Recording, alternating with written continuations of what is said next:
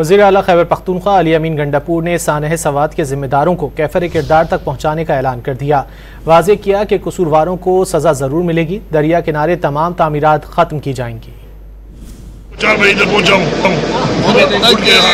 سر سانحہ سوات کے حوالے سے انکوائری کمیٹی چیئرمین نے کہا ہے کہ اداروں کی کوتاہیاں سامنے آئی ہیں۔ انشاءاللہ جیسی کوتاہی ہوگی سزا ہوگی اس کو، باقی جو انکروچمنٹ کیمپین ہے وہ اکراس بورڈ ہوگی، کوئی بھی ایگزمپٹڈ نہیں ہے، چاہے طاقتور بھی ہے، جس نے انکروچمنٹ کی ہے وہ سارے کے سارے انکروچمنٹ ختم کی جائے گی، صرف سوات پہ نہیں کی جائے گی۔ جہاں جہاں پر بھی ہمارے طرح کے دریا ہیں وہ بہتے ہیں ان ایریا میں سب نے انشاءاللہ شروع کر دی ہے۔ 4 بجے ادھر پہنچا ہوں۔